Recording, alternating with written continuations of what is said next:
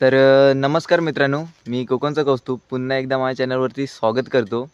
तर मित्रांनो, आज आमच्याच गावामध्ये दिववाडीमध्ये कातळ शिल्प आम्ही बघायला जातोय। तर खूप जुन्या काळातलं ते कातळ शिल्प आहे। तर ते तुम्हाला आज मी दाखवणार आहे या व्हिडिओमधून। तर ब्लॉग पूर्ण शेवटपर्यंत बघा। आणि तिकडचे दोघे तिघे जण मित्र आहेत, तर त्यांना घेऊन आता मी त्यांच्या सड्यावरती जाणार, म्हणजे सड्यावरती ते रावणाचं कातळशिल्प असं बोलतात, ते दाखवणार तुम्हाला या व्हिडिओमध्ये।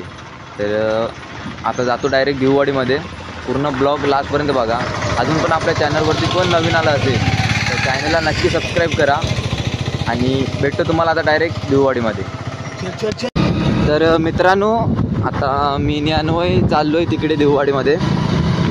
तर म्हणजे म्हणतात ना, म्हणजे जे जुन्या काळातलं म्हणजे कातळशिल्प आहे ते तुम्हाला दाखवणार आहे, म्हणजे या व्हिडिओच्या माध्यमातून। आणि तिकडचे काका, माझा मित्र घेऊन येणार, कोणते काका की कोणतरी येणार आहेत, ते त्या कातळशिल्प म्हणजे कातळशिल्प आहे त्याच्याविषयी आम्हाला माहिती सांगणार आहेत। तर ते तुमच्यापर्यंत पोहोचवण्याचं काम मी करतोय। तर सबस्क्राईब करून घ्या आपल्या चॅनलला लवकरात लवकर। हे बघा, मी आहे। तर नमस्कार काका, मी कौस्तुभ परवडी। तर आम्हाला या देवळाबद्दल आणि जो आपण कातळशिल्प बघणार आहोत त्याच्याबद्दल काय थोडीफार माहिती पाहिजे आहे, ती तुमच्याकडून आम्हाला घ्यायची आहे। तर तुमचं नाव काय? माझं नाव विजय सदाशिव शेलार, देवाच्या गोठण्यामधला मी।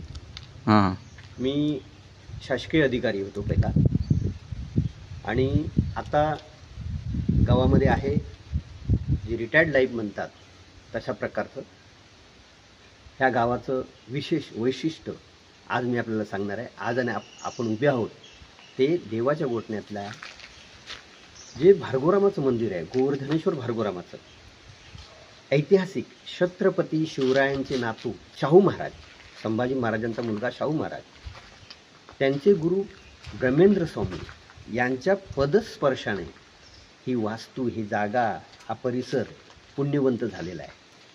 त्यांनी बांधलेली ही मंदिर आहे। साधारण आता 300 वर्ष होतील, म्हणजे साधारण 1720 ते 1726 पर्यंत ह्या मंदिराचं बांधकाम पूर्ण झालेलं आहे असा इतिहास सांगतो। आणि दंतकथा वेगळ्या आहेत इथे, की हे मंदिर पांडवांनी बांधलं वगैरे वगैरे वगैरे। पांडवांच्या बांधण्याचा काही संबंध नाही। पेशव्यांचे राजगुरू ब्रह्मेंद्र स्वामी यांनी हे मंदिर बांधलेलं आहे। त्यानंतर कोकणचे आरमाराचे सरखेल, म्हणजे पेशव्यांचे सरखेल म्हणजे छत्रपती शाहू महाराजांच्या आरमाराचे प्रमुख कान्होजी आंग्रे यांना हे गाव किंवा हा पूर्ण कोकणचा परिसर वतन दिलेला होता। त्यांच्या अधिपत्याखाली हे होतं, आणि त्याने नंतर काही कारणास्तव ब्रह्मेंद्र स्वामींना हा गाव त्यांना दिला, आणि नंतर ब्रह्मेंद्र स्वामींनी तपस्या केली या गावामध्ये येऊन।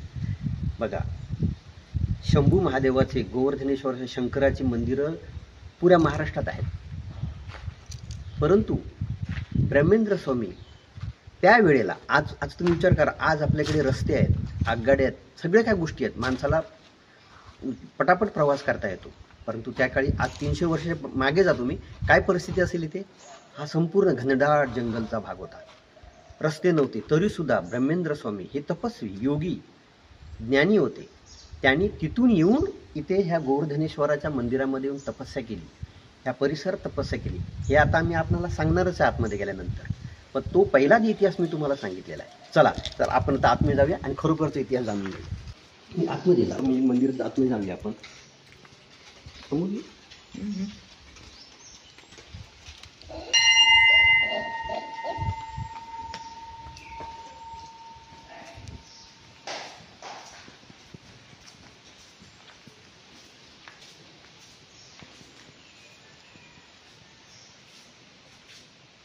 आता मी बोलतो, ते बघा, आपण आपल्या सनातन धर्मामध्ये जर पाहिलं, मंदिर प्रवेश करताना प्रवेशद्वारावरती गणपतीरायाची मूर्ती पुरलेली असते। तसंच इथे आहे, अतिशय ऐतिहासिक। बघा, गणपती बाप्पा त्याची मूर्ती कोरलेली आहे वरती. आणि आता आपण आतमध्ये प्रवेश करणार आहोत. हा प्रवेशद्वार आहे.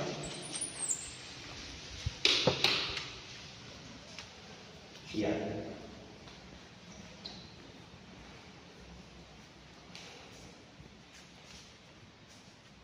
हे आहे श्री गोवर्धनेश्वर शंभू महादेवाची पिंड.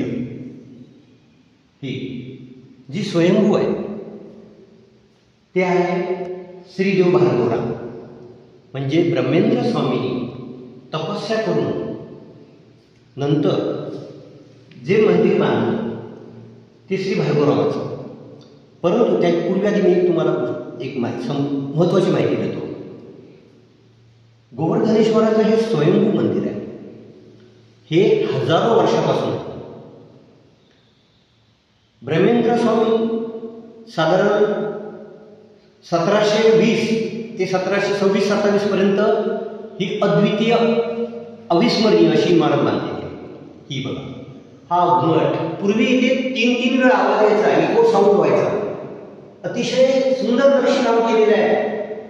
जसे पूर्वी आदिवासींची जी मूळ कलाकृती होती तशीच बघा आजही दिसेल तुम्हाला त्याच्यामध्ये. ती कलाकृती आहे त्याच्यामध्ये. आणि हे ह्या इमारतीच्या घुमटामध्ये किंवा कुठल्याही बांधकामामध्ये कुठेही लाकडी बांधकाम केलेलं नाही. संपूर्ण चिऱ्यांना कैची मारून एकमेकांमध्ये असं अडकवून असं बनवलेलं आहे. आणि हे आजपर्यंत जवळजवळ 3 वर्ष झाले आहे कुठेही पावसाचं पाणी सुद्धा आतमध्ये येत नाही. आता आजकाल जे आपण इमारती बघतो 30-40 वर्षांनी डॅमेज रिडेव्हलपमेंटला जातात. परंतु आमचं हे गोवर्धनेश्वर भार्गवरामाचं मंदिर 300 वर्ष झाली रिडेव्हलपमेंट नाही. असं हे महत्वाचं काम केलेलं आहे. आता मी तुम्हाला गोवर्धनेश्वरा संदर्भात सांगतो. गोवर्धनेश्वराची जी स्वयंभू शंकराची पिंडी आहे ही आम्हा शेलार मंडळींची. आणि शेलार मंडळी इथे आमचे पूर्वज शंभू महादेवाची पूजा अर्चा करायची हजारो वर्षापासून. आणि आता साधारणपणे 300 वर्ष होत आली जवळजवळ. तर ब्रह्मेंद्र स्वामींनी जेव्हा त्यांना गावी पतन मिळालं पेशव्यांकडून आणि कान्होजी तेव्हा यांनी इथे श्री भार्गवरामाचं मंदिर बांधलं. आणि आज तुम्हाला महाराष्ट्रामध्ये एक अनोखी वेगळी गोष्ट दिसेल की स्वतः राम म्हणजे परशुराम म्हणजे राम आपल्या आराध्याला हात जोडून उभा आहे. म्हणजे हर आणि हरी यांचं मिलन आहे. हर आणि हरी वेगळे नाही. आज प्रत्येक जण माणूस बोलतो तो शंकर वेगळा आहे विष्णू वेगळा, अजिबात नाही. हर आणि हरी एकच आहे. हे आपल्या संत महात्म्याने तुकोबारायांनी सांगितलेलं आहे. तसंच आहे बघा इथे शंभू महादेवाला हात जोडून प्रत्यक्ष राम उभा आहे. हे वेगळं आहे. कारण हराच्या चरणाशी हात जोडून उभा आहे आणि हर म्हणजे शंभू महादेव हरीच्या चरणाशी उभा आहे. अशी आख्यायिका आहे. दुसरी गोष्ट तुम्हाला मी सांगतो. भार्गवरामाची आई माता रेणुका त्यांची जी मूर्ती आहे बाजूला तिथे समोर ब्रह्मदेव आहे, त्याच्या बाजूला महालक्ष्मी आहे. अशी वेगवेगळी 4-5 हे आहे. आणि शंभू महादेवाचं वाहन म्हणजे नंदीराज आज इथे स्वतः आहे. म्हणजे शंकराच्या मंदिरात जाताना नंदी महाराजांचं दर्शन घ्यावं लागतं. नंदी महाराज इथे स्थापित झाले. त्यानंतर पार्वतीमध्ये हर हर महादेव त्यांचे पुत्र शंभू महाराजांचे म्हणजे शंकराचे पार्वतीचे स्वयं विनायक गणपती बाप्पा. हे बघा कोणीतरी आज भक्त मंडळीने चांगलं सजवलंय गणपतीला. किती छान गणपतीची मूर्ती आहे. लोक भक्तिभावाने ते नमस्कार करतात. आमचे भटजी पौरे ते करतात, ते तिथे अभिषेक करतात. आणि दुसरी सांगायची गोष्ट म्हणजे शंकराचे नेहमी अभिषेक सुद्धा केला जातो. भरपूर लांबून लोक येतात, भाविक येतात. आणि ह्या मंदिरामध्ये बरेच उत्सव होतात. त्याच्यापैकी फार महत्वाचे 2 होतात त्याचा मी उल्लेख करतो. एक म्हणजे रामनवमी. रामनवमी हा अतिशय मोठा उत्साहामध्ये कार्यक्रम केला जातो. याच्यामध्ये देवाच्या गोठण्यातील लोक तर भक्त असतातच, पण पंचक्रोशीचे सुद्धा असतात. अगदी कोल्हापूर, सांगली, सातारा इथून सुद्धा लोक येतात. आज वाहन भरपूर आहेत, लोक येतात आणि रामाचं दर्शन घेतात.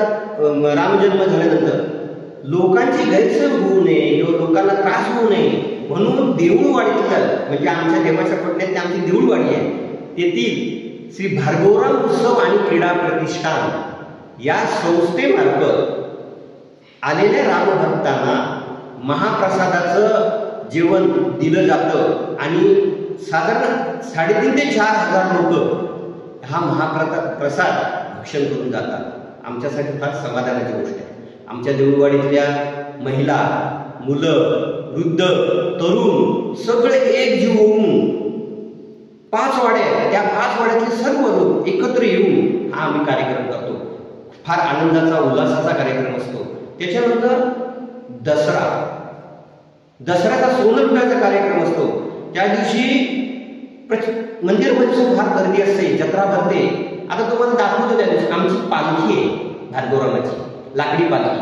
ही बघा, ही लाकडी पालखी. आणि त्याच्यानंतर दाखवतो तुम्हाला हे जे दिसतंय तुम्हाला, हे बघा, तुम्ही बघा हे कसं आहे लाकडी काम केलेलं. हे बघायला काय वाटेल आपल्याला, ते काय असावं. आता तर तुमच्यामध्ये ही भार्गवरामाची पालखी ठेवली गेली आहे, पण ही पालखी ठेवण्याची जागा नाही आहे. इथे ब्रह्मेंद्र स्वामी ह्याच्यामध्ये आतमध्ये विश्रांती करायची तपस्या केल्यानंतर, त्याची ही जागा आहे. हे जे बांधकाम दिसतंय लाकडी, हे अतिशय सुंदर आहे आणि ह्याच्यामध्ये हे तपस्वी ब्रह्मेंद्र स्वामी विश्रांती करायचे. म्हणजे याच्यावरून त्यांना कळलं की त्यांची उंची किती होती असं. म्हणजे ह्या अतिशय सुंदर प्रमाणे हे केलेलं आहे. आणखी दुसरी गोष्ट तुम्हाला दाखवतो. त्यावेळेला हा नंदादीपक पूर्ण पितळीचा आहे. अशा कलाकुसरी तुम्हाला बघायला सुद्धा मिळणार नाहीत पूर्वीच्या. देवाला अंगाराबद्दल येतात. हा दगडी चौक कसा बनवलेला आहे बघा. अजून एक फार महत्वाचं दाखवतो मी तुम्हाला. हे बघा, कुठे तुम्ही पाहिलं नसेल ते दाखवतो. हे बघा, आता दिसले तुम्हाला इथे, ही आहे शंभू महादेवाची पिंड नंदीच्या पायाजवळ. हा पूर्ण नंदी आहे. हे अनोखं दर्शन आहे. ह्याच्यावरती अभिषेक सुद्धा केला जातो. हा भोलेनाथ आणि हा नंदी महाराज, हे असं अनोखं आहे ते.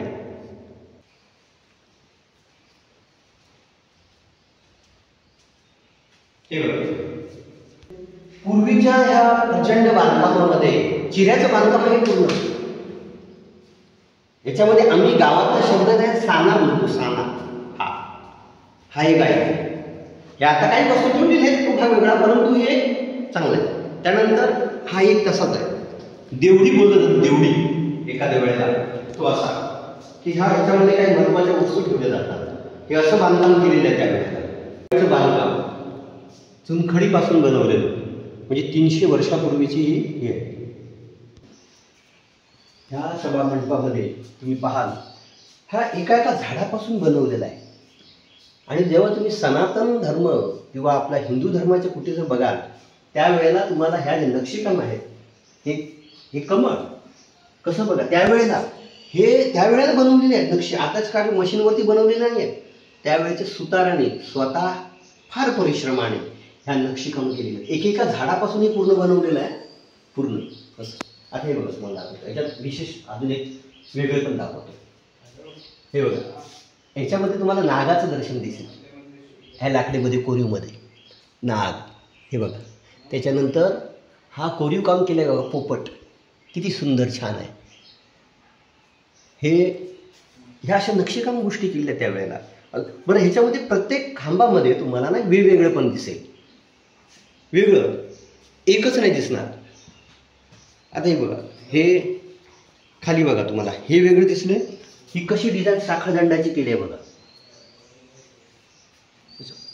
सगोवर प्रत्येक ह्याच्यावरती कमळामध्ये राम राम राम राम राम राम राम लिहिली पूर्वीपासून आहे. असं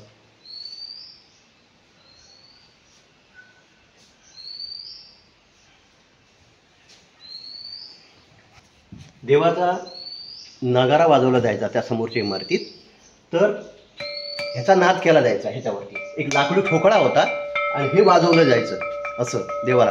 प्रचंड आवाज येतो, चांगला याचा, सुंदर, कानाला हे देण्यासारखा आवाज येतो, अगदी आनंद देणारा. ह्याच्यावरती दिवे लावले जातात आणि वरती टोकाला अगदी कोहाळा ठेवला जातो आणि पूर्ण सजावट केली जाते. हा आहे देवाचा नगरखाना. हे पूर्वीचं काम आहे सगळं. आता भविष्यात याचं रिनोव्हेशन होईल. हे बघ कसं लाकडी काम आहे.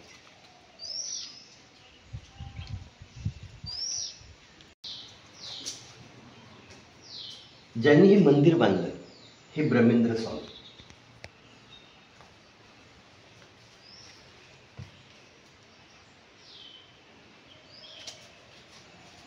हे दत्त महाराज, दत्तप्रभू.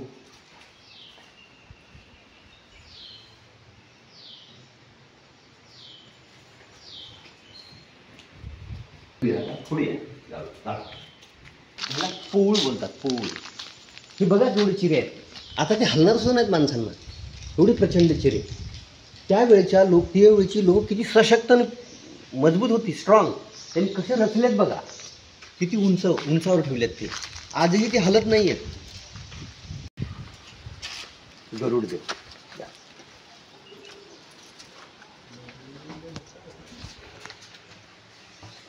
विष्णूचं वाहन गरुड महाराज. गरुड महाराजांची ही मूर्ती आहे बघा. गरुड महाराजांच्या दंडामध्ये नाग आहे, हे बघा. पंखामध्ये सुद्धा नाग आहे, मुकुटामध्ये नाग आहे आणि मुकुटाच्या वरती भागात सुद्धा नाग आहे. हे असं वेगळे पण आहे. हे बघा, हे कणीस आहे हातामध्ये आणि हा पण नाग आहे. याचे पंख आहेत. हे जिथे विष्णूचं मंदिर असतं तिथे गरुडाचं सुद्धा असतं आणि मारुती रायाचं पण आहे, ते पण दाखवतो.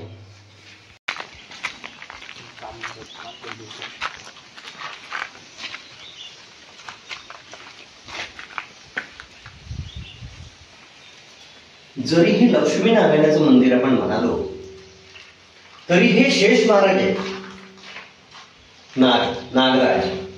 आणि त्यांच्या खांद्यावरती हा महाविष्णू आणि माता लक्ष्मी बसलेली आहे. म्हणजे शेषाच्या खांद्यावरती बसलेले बघा. शेष बघा, नाग आहे, पायाला पण आहे, म्हणजे हा शेष आहे. आणि हे लक्ष्मी माता आणि हे नारायण. परिसरातलं अजून एक म्हणजे हे गणपती बाप्पाचं मंदिर, महाविनायक. आज आपले कोणतरी भक्त मंडळी येऊन सजवून गेलेत देवाला.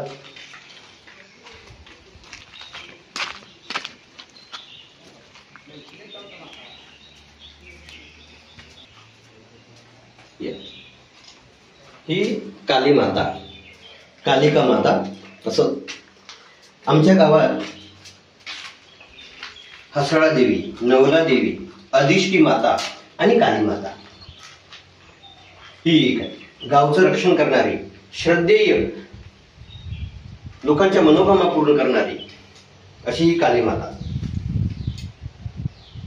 इथे हा भाग मी तुम्हाला दाखवतो.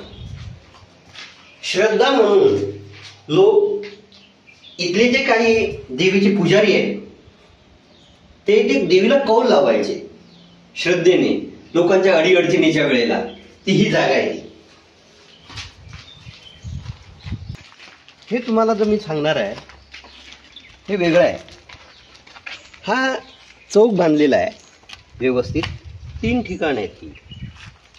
इथे लोक हात जोडतात, परंतु हे असं ठिकाण आहे की इथे काही मागायचं नाही. हात जोडायचे आणि निघून जायचं. मंदिरांमध्ये कसे आपण देव मला हे दे ते दे बरं कर वगैरे वगैरे विनंती करतो, परंतु ही जागा अशी आहे इथे काहीही मागायचं नाही, फक्त श्रद्धेने हात जोडायचे आणि निघून. देवाच्या पूजेचं पाणी या गोमुखातून बाहेर येतं. तिथे सुद्धा असं कुठे दिसणार नाही तुम्हाला, तिथे सुद्धा नंदी महाराज बसलेले आहेत देवाच्या तीर्थाजवळ.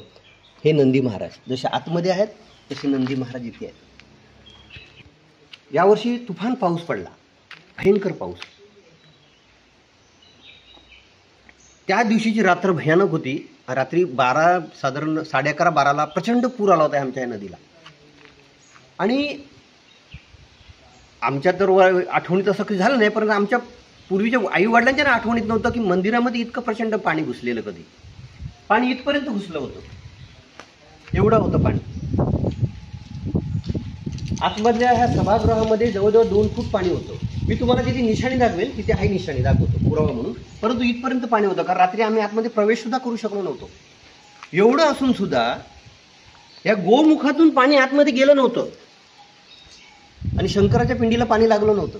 हे बघा, गोमुख मोकळं आहे, पाण्याच्या प्रचंड प्रवाहाने जायला हवं होतं पाणी आतमध्ये, परंतु पाणी गेलेलं नव्हतं. इथे दाखवूया तुम्हाला कुठं पाणी होतं. ही तुम्हाला लाईन दिसते, ही पाण्याची त्यावेळेची. ही एवढं पाणी होतं उंच. हे रामदूत हनुमान, श्रीराम जय राम जय जय राम,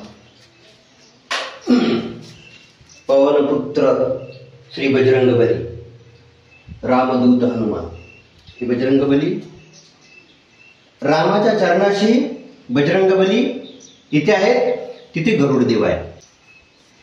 मंदिरावरचं त्यावेळेचं कोरीकॉम बघा. ते बघा, त्या कोपऱ्यामध्ये नाग आहे. हा बघ इथे दिसला, इथे हा एक प्राणी आहे कुत्र्यासारखा. इथे हनुमंतरायाचं इथे एक वेगळं हे होतं, आता ते उडालेलं आहे. आणि हे जे चित्र आहे, हे चित्र, हे एक विशिष्ट चित्र आहे बघा. त्या चित्राला 2 डोकी आहेत, 4 हत्ती आहेत वेगवेगळे. त्याने दोन्ही डोक्यातून 2 हत्ती धरलेले आहेत तोंडात. म्हणजे हा नरसिंह अवताराशी संबंधित आहे. हे 2 गज आहे वरती. हे अतिशय सुंदर नक्षीकाम केलं आहे दगडावरती ते. हे बघा असं, आणि इथे पण नाग आहे. आता ह्या बघा, ह्या कशा पायऱ्या त्यावेळेला बांधलेल्या.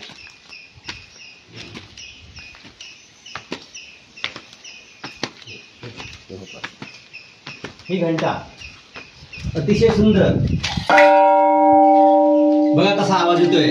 अजून आवाज काढून दाखवतो. या घंटेचा सुद्धा एक इतिहास आहे. या घंटेचा इतिहास आहे. ही घंटा चिमाजी आप्पांनी वसईवरून आणलेली आहे. ज्या वेळेला त्यांनी तिथल्या पोर्तुगीजांचा पराभव केला, ज्या पोर्तुगीजांनी तिथे आण्विक छळ चालवला होता हिंदू लोकांवरती, आपल्या सर्व हिंदू बांधवांवरती सनातनी लोकांचा छळ मांडला होता.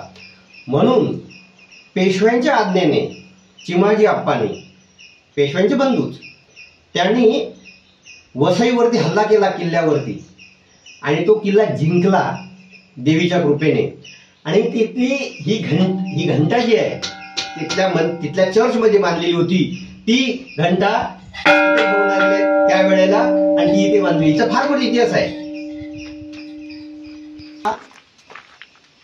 दर्शन दरवाजा, प्रवेशद्वार मंदिराचं. हे बघा, ह्याच्यावरती सुद्धा नक्षीकाम केलेलं आहे. इथे आहे गरुड. ही नक्षी गरुडाची आहे त्यावेळेला. हा आहे हनुमंतराया आणि ते आहे कमळ. आता तुम्हाला मी दाखवतो. हे बघा, त्रिपूर पौर्णिमेला हा जो दिसतो तुम्हाला स्तंभ, हा स्तंभावरती पूर्ण तेजोमय होतो. त्याच्यावरती पंत्या लावल्या जातात, तेजोमय अशा. अतिशय सुंदर असं देखणं स्वरूप असतं त्या दिवशी. त्यावेळेला हा ही घाटी बोलली जाते आमच्या कोकणामध्ये. अशी चिऱ्याचीच आहे घाटी. श्री सदुशेठ शेलार यांची सजीवन म्हणजे संजीवन समाधी आहे बघा. तिथे हरिहर म्हणजे भार्गवराम गोवर्धनेश्वराचं मंदिर आहे आणि त्याच्या बिलकुल समोर महाराजांनी म्हणजे आमचे पूर्वज आहेत शेलारांचे, त्यांनी घेतलेली संजीवन समाधी आहे. त्याचा पार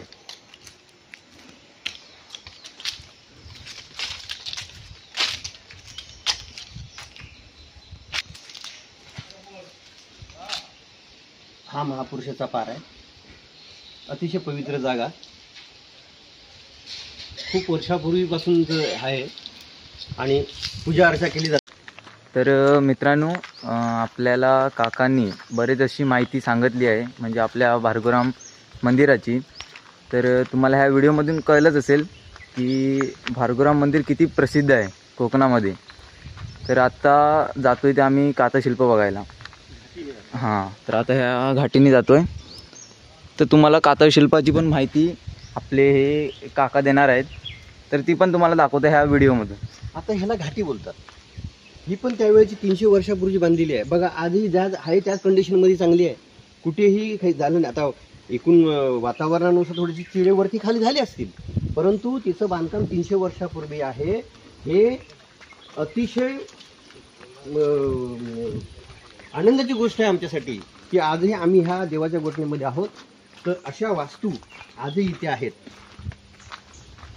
हे असं बघायला मिळत नाही. आता सगळीकडे सिमेंटकरण कॉन्क्रिटीकरण झालेलं आहे आणि होतंय. कृष्ण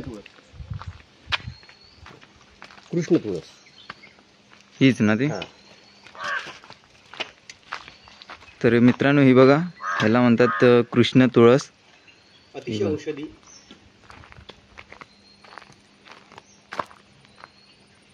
आमचे नारकर म्हणून आहेत, त्यांची गाय सड्यावरून आली आहे, माळावरून. बघा थांबते येतात बघू तिला. मार फ्लॅश. ही बघा कशी गाय, सुंदर गोमाता. संपूर्ण घनदाट जंगल. इथे वाघांची सुद्धा वस्ती असते. वाघ, कोल्हे, घाटी चालतो. आपल्याकडे काय ओझं नाहीये. ओझं नसताना सुद्धा आपण चालतोय तर आपल्याला जरा थकवा आल्यासारखा वाटतो. ही घाटी त्यावेळेला बांधलेली आहे एवढी मोठी चिऱ्यानी. आता थोडी तिची जरा पडझड झालेली आहे. 300 वर्षाचा कारभार आहे. तर इथे तुम्हाला समोर दिसेल तो पार बांधलेला आहे. त्याला स्थानिक आमचे लोक पार म्हणत नाही, फक्त पार नाही तर ओजी पिपळ म्हणजे ओजी पार म्हणा. तर ओजी नाव कसं पडलं, कारण एवढ्या अंतरावरून खालून लोक चालत येतात आणि दम लागतो. त्यावेळी शेतकरी ओजी घेऊन यायचे, खालून येताना गवत घेऊन यायचे किंवा भात असायचं, नाचणी असायची, अशी घेऊन यायची. थकायचे म्हणून 5 मिनिटं विश्रांती करण्यात यावी किंवा थोडासा विसावा मिळावा.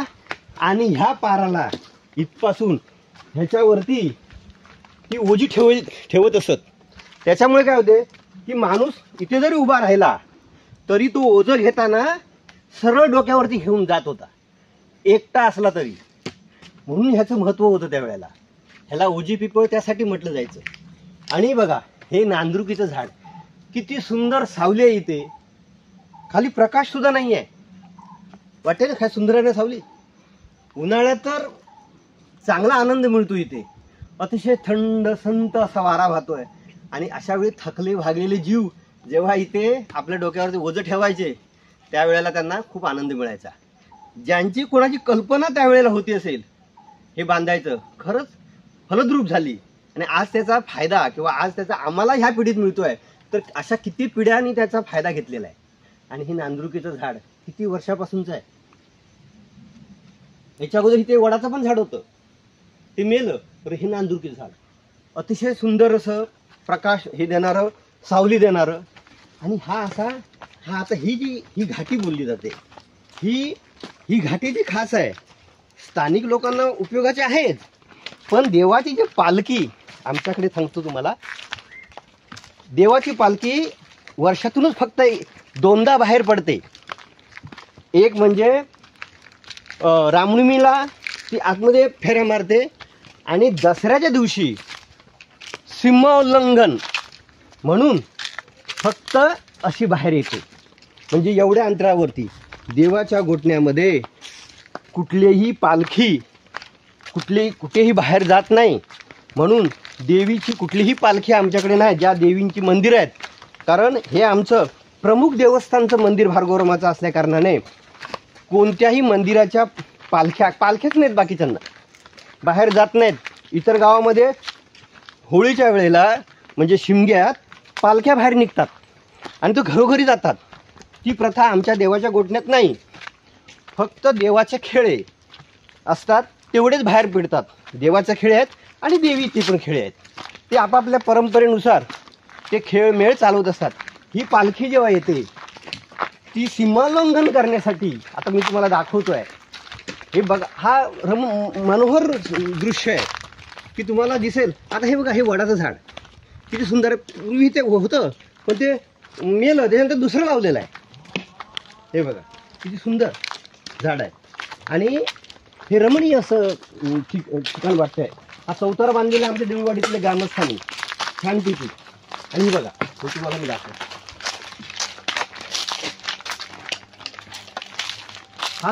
हा जो आहे हा देवाचं आसन. म्हणजे इथे देवाची पालखी बसते भार्गवराम गोवर्धनेश्वराची, आणि ही पालखी फक्त ह्या चौकावरती बसते. आणि त्या दिवशी आमच्याकडे एक सोगमाचा मान आहे. तिथे एक आपट्याचं झाड आहे. त्या झाडाची मानाची पूजा होऊन, म्हणजे पूजा कोण करतात, खोत, गावचे जे खोत आहेत आपटे कुलकर्णी, ते त्याची पूजा करतात. त्यांच्याबरोबर मंदिराचे ट्रस्ट आहेत, ती पण असतात. सगळे खूप मोलाचं सहकार्य असतं त्यांचं गावातल्या सगळ्या कार्यक्रमांना. इथे त्या दिवशी पालखी बसते. तिथे जेव्हा पूजन केलं जातं आपट्याचं, त्या सोगमवाडीतल्या म्हणजे सोगमाचा मान आहे, तिथून जो व्यक्ती, प्रत्येक व्यक्ती त्यावेळेला जेवढं हातामध्ये सापडेल सोन्याची पानं, आपट्याची पानं, ती घेऊन जो पहिला येतो तो देवाच्या पालखीमध्ये पान वाहतो आणि नमस्कार करतो. स्पर्धात लागलेली असते. तो एक सोहळा मोठा असतो. ह्या आहे देवाची निशाण काठी. जवळजवळ 60-65 फूट उंचीची आहे ही निशाण काठी. ध्वजारोहण झालेलं आहे मागे. पूर्वी लाकडी होती, आता ही मेटलची म्हणजे लोखंडाची स्टीलपासून बनवलेली आहे. ही जी निशाण काठी आहे, ही निशाण काठी बसवण्याचं कारण काय, एक तर देवाचं स्थान, आणि जे मंडळी बाहेर जायची कुठे तर त्यांना ही निशाण काठी कुठून पण दिसते. आज ही काठी आमच्या तिकडच्या वाडीतून दिसते. आता काय झाडं भरपूर झाल्या कारण जरा कमी दिसेल, परंतु ह्या निशाण काठीचा ध्वज जो आहे हा कुठून फार लांबून पण दिसतो. सड्यावरती आमच्याकडे सडा बोलतात कोकणामध्ये, इकडे हे पण असंच आहे. हे बघ, हा बुरुज आहे, बुरुज. आणि हा बुरुज म्हणजे एक निशाणी आहे एक प्रकारची.